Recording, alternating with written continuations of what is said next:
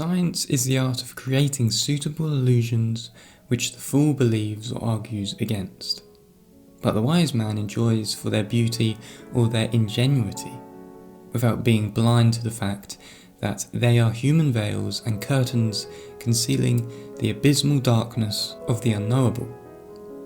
We are faces of 1,000 dreams, desires and hauntings.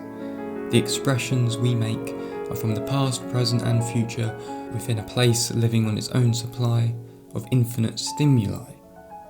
We fall in love with them, we hate them, we console them. We feel every emotion through them. We don't just look at them. Faces tell us everything about everything. But there is something that exists which is more ominous, part of nature which we cannot control, presentation of a truth which doesn't consciously fit in with our sentimental preconceptions of nature.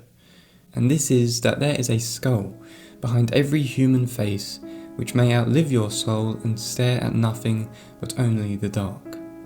It is a haunting fact to think that there is a secret skull under your expressionable skin which dares to gaze at everyone you meet with an invisible touch. Something which no one will probably ever see, not even yourself.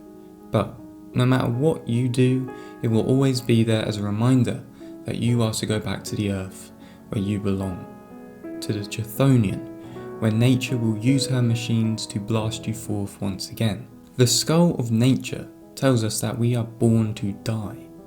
This highlights to me how ironic we are. I give you an example.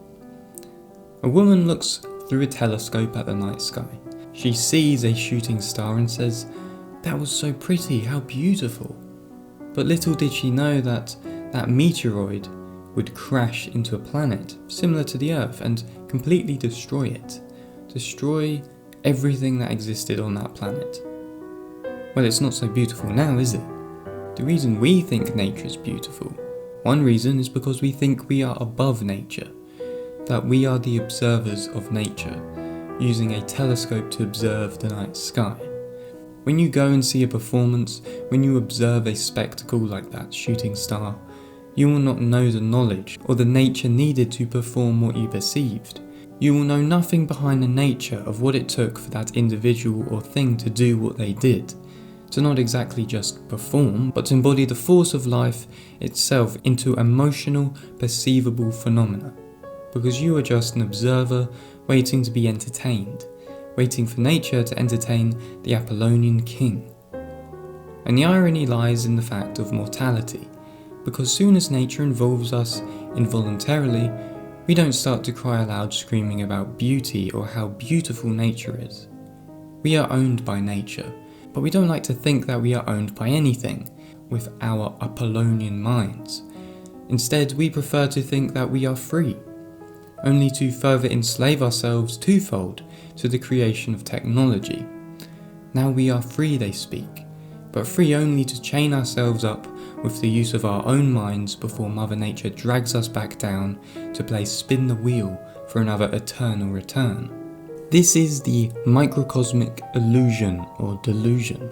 Microcosm imitates macrocosm, yet one language cannot understand another, because there are hierarchies of consciousness enveloped in the interacting realm of reality.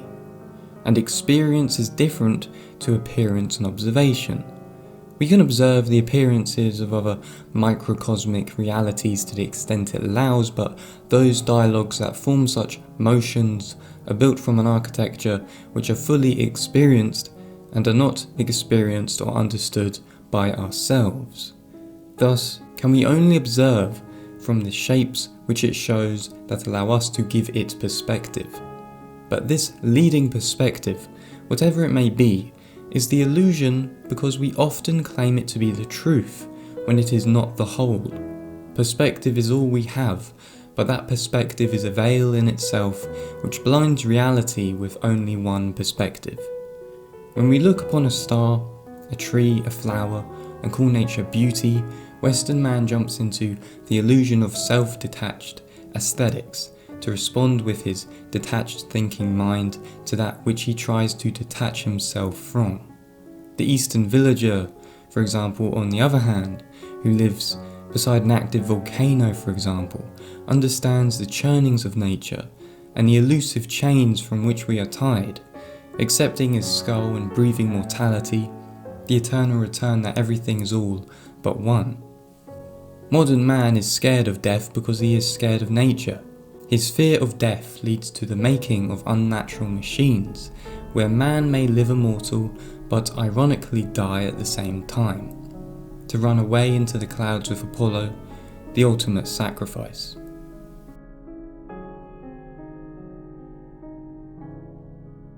So is nature beautiful? Is it pretty? Is it lovely? No, because that is a perspective. That is one side of a coin of many, and the one which we have taken. We don't live in nature, we intellectualize with it, we play with it, we recognize it and name it things. That is what the West is known for. We view it from a window inside a comfortable home, which symbolizes the opposite of what we see outside. The skull is nature, and it pertains longer than the years of your living life. Nature is death and many other things, but the spectrum of nature's churnings reside truly as indifferent to man. Flux never became sentimental towards anything, but our cultured illusions make us believe that the map is the territory, but most territory will never be touched, experienced, or understood by human hands. All we truly can do is gaze into the accepted unknown.